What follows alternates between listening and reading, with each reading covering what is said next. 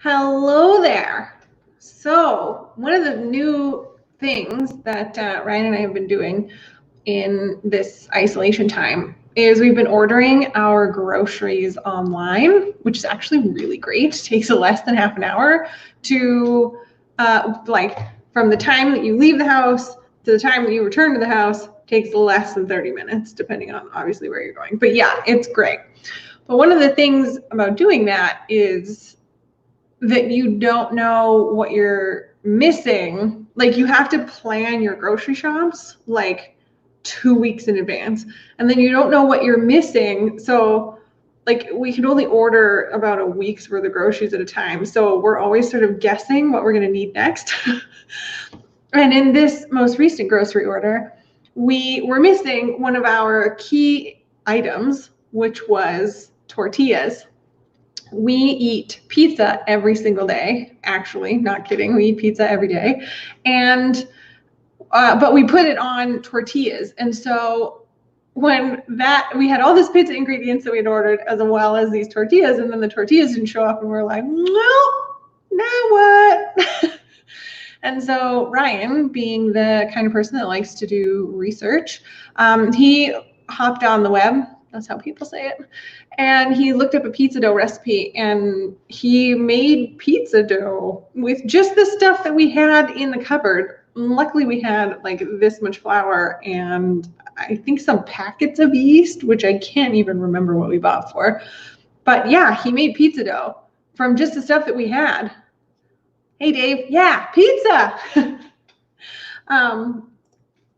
So he made this dough, and then it was one of those moments of like, we have never done this before, and so all the little things that you just don't know because you're inexperienced happened.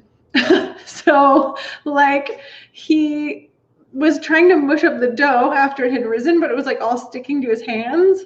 And then he was like, how do you get it to not stick to your hands? And I was like, I don't know, like flour maybe? He's like, oh, okay. And so he put it on the counter with where he had put the flour down.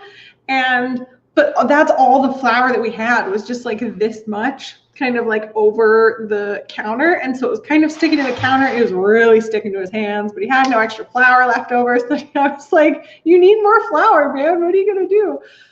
And so he said, I don't know. I have like cornstarch in the cupboard, maybe. I was like, cornstarch? I don't know if that's like the same thing or not. And then, so as I was going through the cupboard, he's like, oh, oats. So we ground some oats in the coffee grinder to make oat flour. So now we're pouring oat flour over this pizza dough, and I'm now helping at this point because he's standing there with his hands like this, all covered in pizza dough. So we're pouring all this flour onto the pizza dough, and he's like sort of mushing it around, but then he had forgotten to like put more flour on the counter. We have granite counter. I think it's granite, looks like granite. And so it just all stuck to he had like mushed it all out nicely because we don't have a rolling pin. So he's just like pushing it out. Stuck to the counter. So he had to then pull it up as it's all stuck. We had such a nice round shape to pull it all up, put more oat flour down, and the oat flour is a little bit more grainy than the other flours, so it's like now we've got a mix of flours going on. And finally he's like mushed it all out, and he's sort of pushed it into the pan that we have, which he's sort of oiled. And oh my goodness, by the end of it, it was like I don't know, man, everything that could have gone wrong, it felt like did go wrong. But he did it. And he got to the end and he got it into the oven. And so we had this pizza on real dough for the first time in months, because we normally have these tortillas. And it wasn't terrible. It kind of tasted like I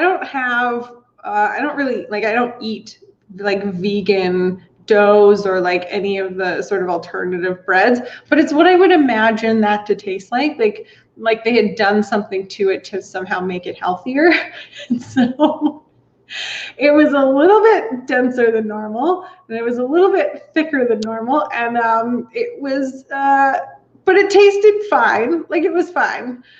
but it's definitely a lot more dough than we're used to, especially with those tortilla shells that we have been using. So, but it was a really great example of how you can really just make it work with what you have on hand. We were lucky enough to obviously have flour and yeast, but yeah, I think it was a really good, he was very resourceful in that moment. And I just love that, because I think that we can do that all over the place. Like, and I think actually that when we have restrictions on what we can do, that we're actually way more creative. Like, it gives us an opportunity for our brains to like grab hold of something, grab hold of some structure, and gives us a place to like jump off of. You know what I mean? And so when he was confined by that, like, I have no tortillas, I have only what I have in the cupboards, then he was able to make it work and figure it out. And I think that's, I just love that. I love doing that as well. The process of creating something to make it work when I don't have exactly what I need. I love that. And I'd love to know how that is going with you. What are you doing in your isolation or being at home that you've had to sort of cobble together because you didn't have what you would normally use on hand?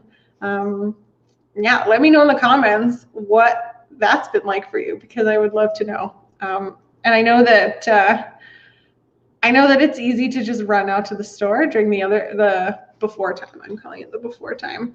And so I'm excited to hear what you have been able to create with what you just had in your house at that moment. I would love to know also if you've ever had to do this in business, where you've just sort of had to make it work and cobble it together. Let me know your cobbled together story in the comments, and I'll see you tomorrow.